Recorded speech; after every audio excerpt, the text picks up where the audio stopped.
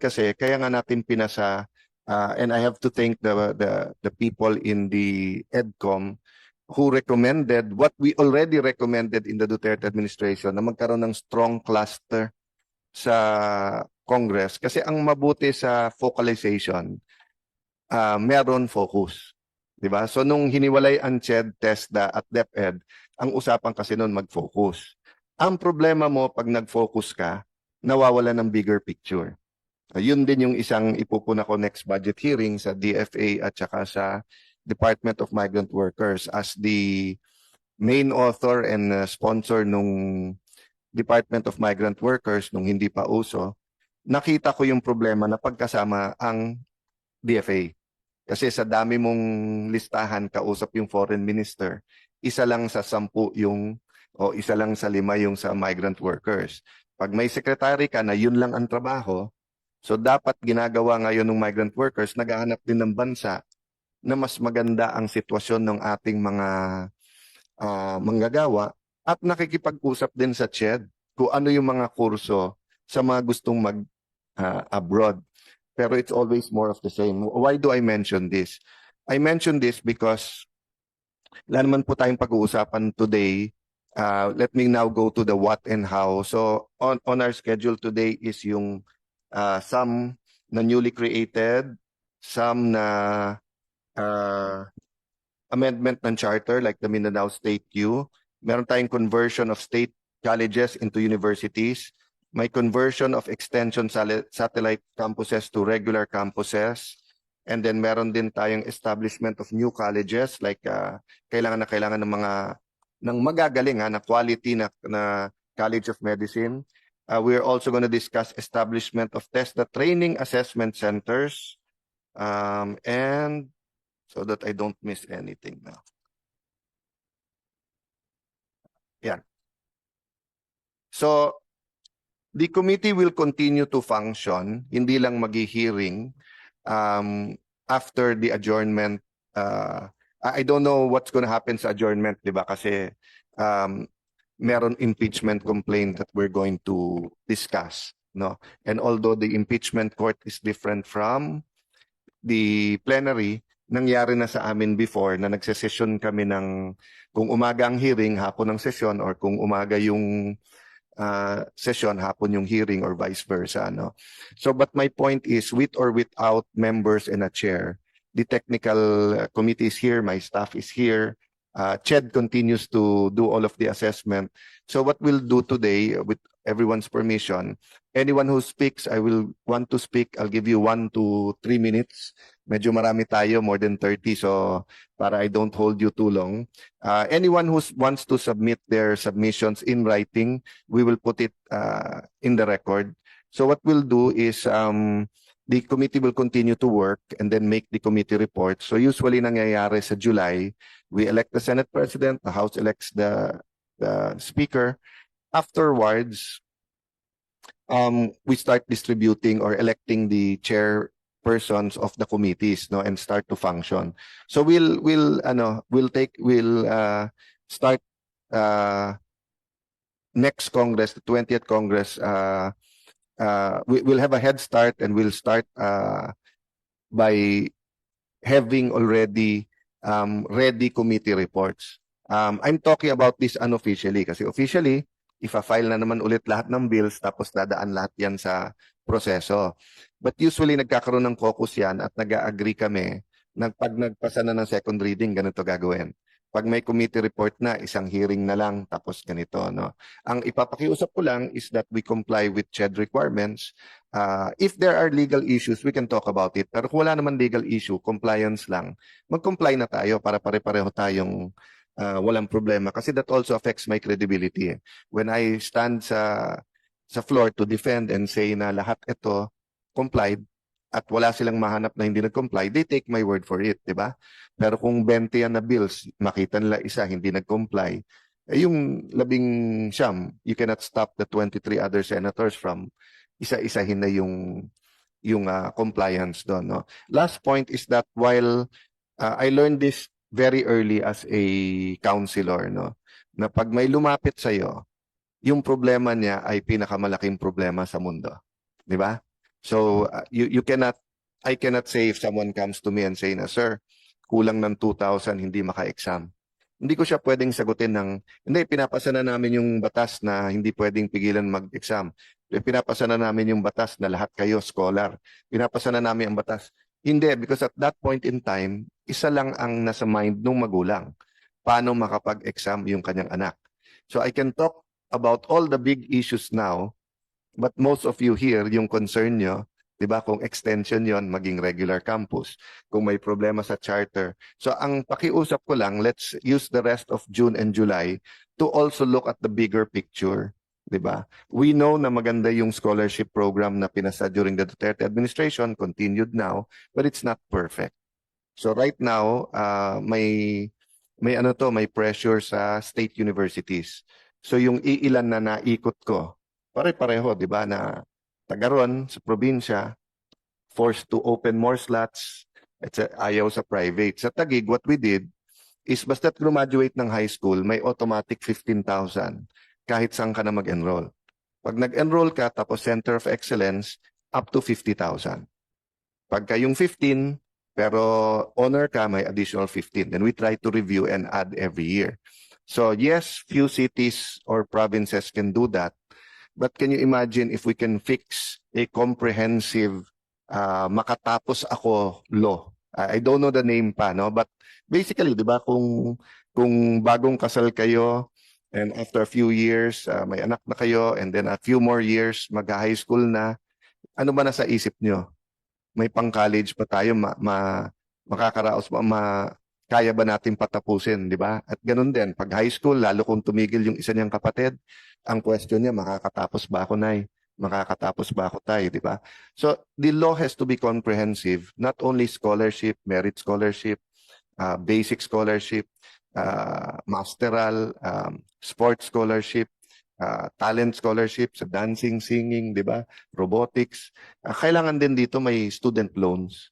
Dahil hindi naman lahat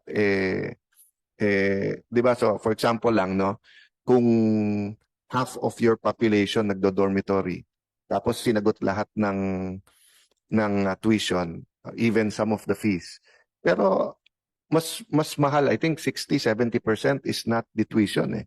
'Di ba? It's the pamasahe, the yung mag-lunch ka man lang during the day, 'di ba? The other expenses, no. So I think we will be in a position. When I say we, I'm not only talking about the committee. I'm talking about CHED, TESDA, all of our SUCs to come together. So kung 23, 24 senators can come up with a very good law and 300 congressmen, what more if you have more than 100 state universities represented by the best of the best professors and admin, etc. Kung ano yung tunay na batas na hindi lang scholarship pero from birth pa lang nung bata o libre na yung DepEd. So pagka yan ay graduate ng senior high school, how does he get to college at paano siya makatapos? And then yun nga, ano yung synergy between DepEd and CHED na hindi ka kasi ngayon, if you finish now, senior high tapos mag-college, anong age ka nang graduate? More or less.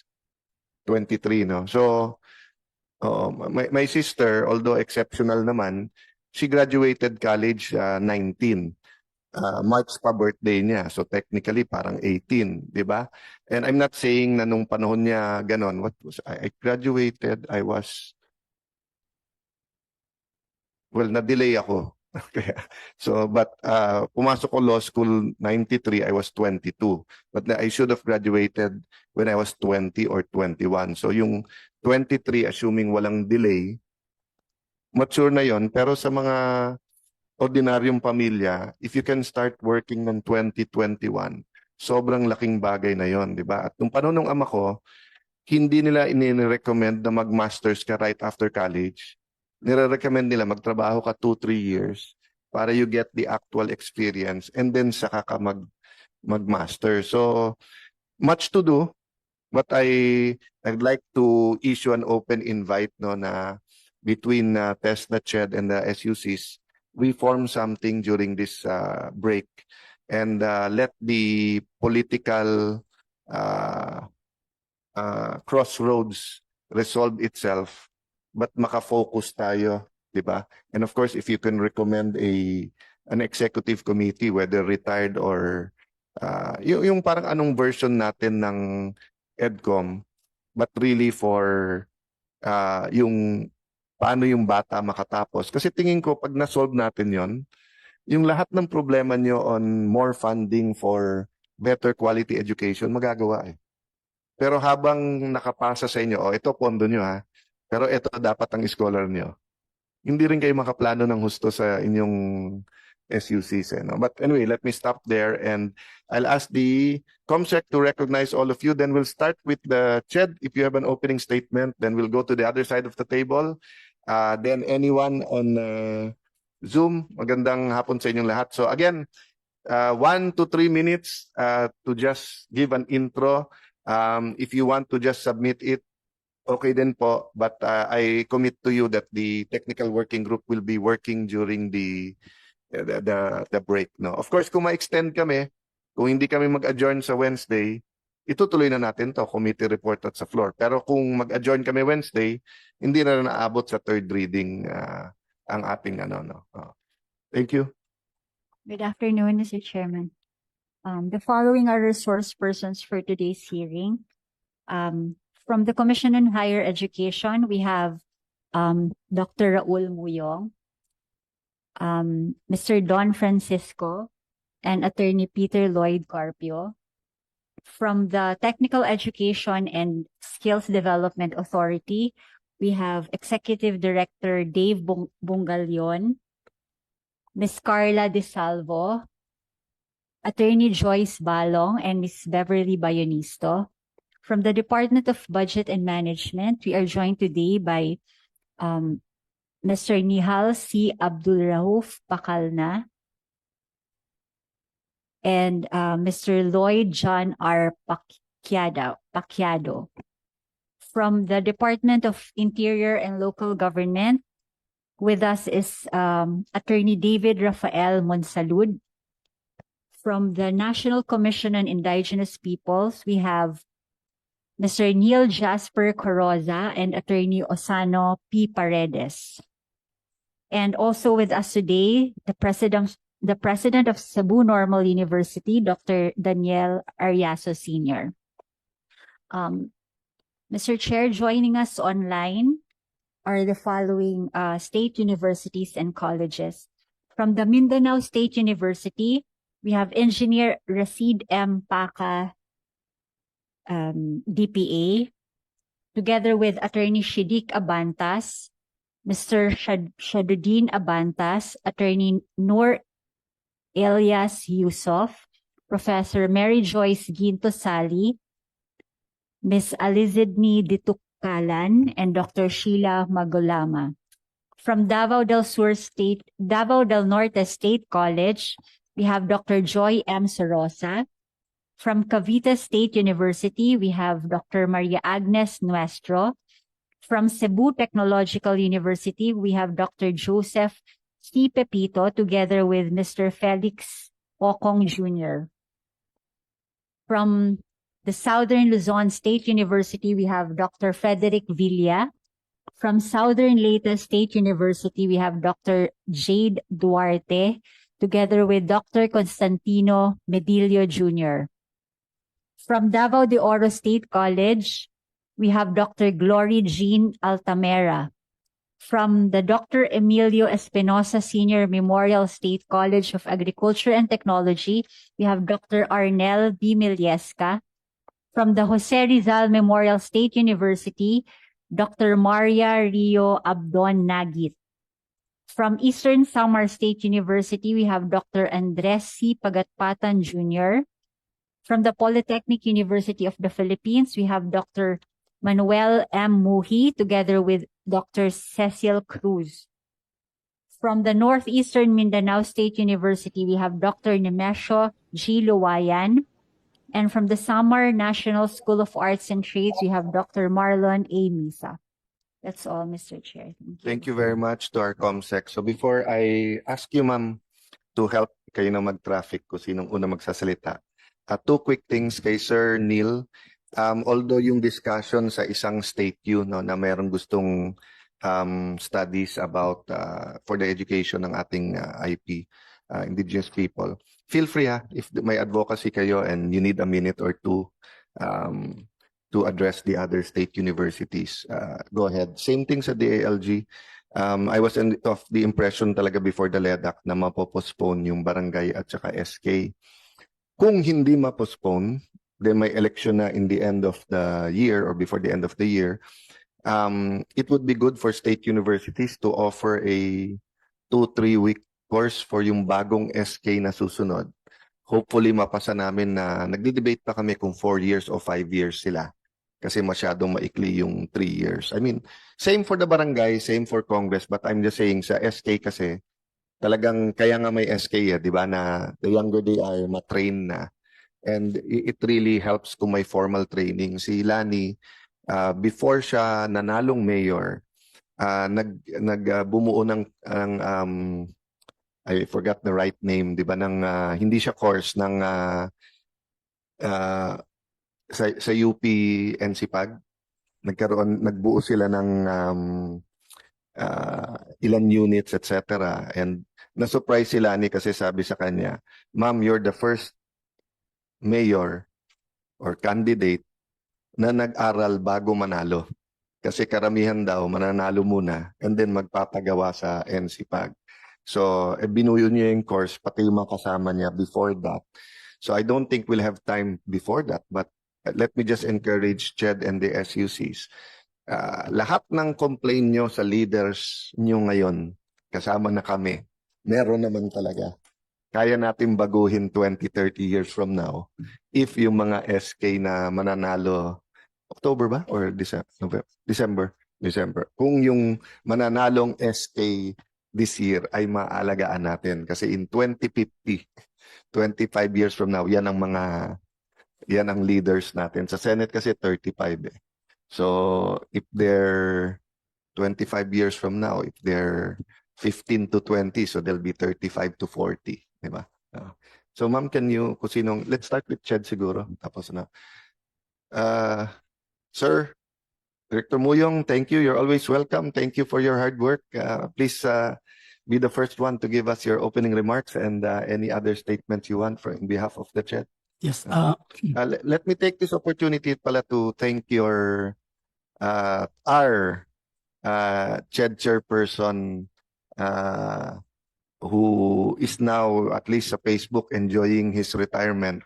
Let me thank him for all the work he's done and paabot mo yung pag-welcome sa bago at siguro we'll do a lot of work together in the coming days. Go ahead, sir. Yes, makakarating, Mr. Chair. Good afternoon, Mr. Chair. Good afternoon to the other members of this committee. On behalf of the CHED, we are here to submit our comments on the 14 bills related to the strengthening of Mindanao State University, the conversion of State College into university, and the conversion of external campus into regular campus, and establishment of new campuses of the different state universities and colleges. Mr. Chair, we have prepared a written comment and we will be submitting this officially to our secretariat so that for reference. But we only have two major things we'd like to raise here on the two proposed bills. Mr. Chair, if you may allow. The number one is on the establishment on the House Bill number 11245, an act establishing a regular campus of the Davao de Oro State College in the municipality of Nabuntoran, province of Davao de Oro, and appropriating funds thereof. The office expresses reservations regarding the establishment of a new regular campus of Davao de Oro State College, considering that the institution has yet to fully comply with the college requirements set forth under Republic Act number 10598 and Republic Act number 11008, the establishment of a state college. Establishing an additional campus at this time, Mr. Chair, may further strain the institution's capacity to meet these existing responsibilities. The proposed bill should be reviewed and endorsed by the Board of Trustees to ensure alignment with the college's institutional development plans and priorities. We have conducted already an evaluation of the compliance of this particular state college, and they still have to comply a lot of things, Mr. Chair. So again, do you have a reservation for the establishment of another campus? Number 2, Mr. Chair, is on House Bill number 11246, an act establishing a regular campus of the Dr. Emilio B. Espinosa Senior Memorial State College of Agriculture and Technology in the municipality of Placer, province of Masbate, and appropriating funds thereof. Our office expresses reservations regarding the establishment of a new regular campus of TB Mescat, considering that the institution has yet to fully comply with the university requirements set forth under Republic Act number 1171, the conversion of TB Mescat to a state university. Establishing an additional campus at this time may further strain the institution's capacity to meet these existing responsibilities. All other bills, Mr. Chair, the office interposes no objection, but of course, they have to fully comply with the chat requirements. Thank you, Mr. Chair. Director, may request din pala po ako. Kasi nung pinasa natin yung sa Sarangani at Dinagat, no, and na-surprise din ako na despite yung funding and modern day education, may mga probinsya nga na walang state U. Pwede ba mag-request sa bagong chair na magkaroon tayo ng session na parang mapping lang? Take out all the politics, take out all the population, etc. So when we look at the country, nasaan doon yung mga state university at ilan doon yung satellite campus, then maybe we can use that mapping later on. For example, I remember before, no, na really impressed when I went to the agricultural universities that some of them have 200, 300, 400 hectares. But yung iba sa kanila walang pera para, yung ang padiran mo yung 50 hectares, napakahirap. Ano pa kaya yung 200, 300, di ba? So, but let's start sa pinaka-basic, di ba, na if we draw a map, saan yung state universities and maybe also private universities. So, just parang, pag binura mo yung pangalan, makikita mo na doon pa lang sa mapa kung saan talaga kailangan ng either a new state university or a campus from an existing state university doon. No? Baka i-request that. We have time naman eh. So, bago mag-SONA. Yes, Mr. Chair, we will do. Magkarating tomorrow. I think it'll be helpful. You probably have something like that, but let's take a look at it. Vis-a-vis, ilan ang college-going age, ilan ang nag-private, ilan ang nag-public, ilan na yung SUC, di ba? So, even when we're doing our studies dun sa scholarships, etc., makikita natin aalis pa ba sila dun sa kanilang probinsya or katulad, let's say, ng Cebu na ang daming university. So, baliktad. Pag taga Bohol ka o Dumaguete, you also have good universities, but some also go to Cebu, di ba? Something like that. Thank you.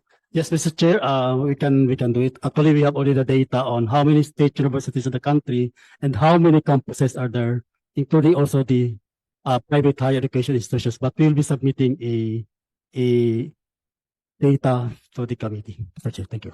Thank you po. Sinong next natin?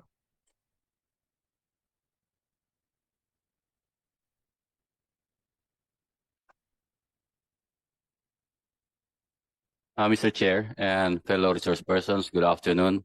Of course, let me also extend the regards of our Secretary Kiko Benitez to our chair. On the House bills that concerns technical vocational education and training, we have actually here 6 proposed institutions to be established, particularly municipal training centers. Let me reiterate our response that the responsibility of TESDA to look into the governance of Tibet institutions is only limited to the provincial training centers. We have the regional training centers. We have actually now 183 institutions, meaning all provinces have their respective provincial training centers. And our directions actually is to convert this into, to strengthen this network into polytechnic institutions to be able to become responsive, particularly to the requirement of the fourth industrial revolution or the modern Tibet. And so given this, our actually recommendation is for these proposed institutions, instead to become as municipal training centers to address community-based Tibet, the area-based demand-driven programs for the clients, and the lifelong learning of the constituents in the different local units under the supervision of local government units, because it's not within our structure. And yun po, on the other proposal here, particularly on the establishment of a TESDA district office in the city of General Santos, we support the bill, considering that the General Santos city is an independent city, and also considering that 80% of the clients are coming from that city. And also on the request to convert the Samar National School of Arts and Trades into a TESDA Polytechnic institution, we support also the bill, considering that they actually, upon our evaluation, they have passed the requirement to become a polytechnic institute. That's all, Mr. Chair. Thank you very much. Thank you for that, noted yun. So it'll make our job easier. Let me just express this. In case, God willing, if I'm to lead the committee again in the next Congress, let me just give you an idea of what, to response lang dun sa pagbati ni Sec Kiko. Ibabalik ko lang sa inyo. Ililink ko din dun sa K-12.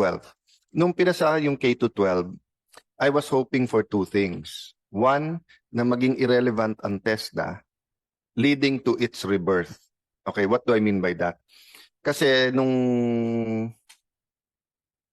high school kami, hindi pa libre yung high school.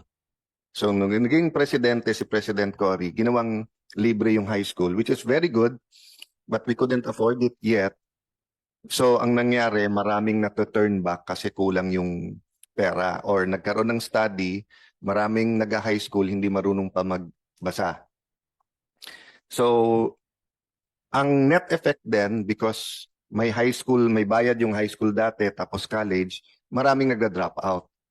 So yung job ng TESDA noon was dalawa. Saluhin yung mga hindi nakatapos, but also to put in the mind of Filipinos na hindi diploma yung pinag-uusapan dito, skills. Kahit wala kang diploma ng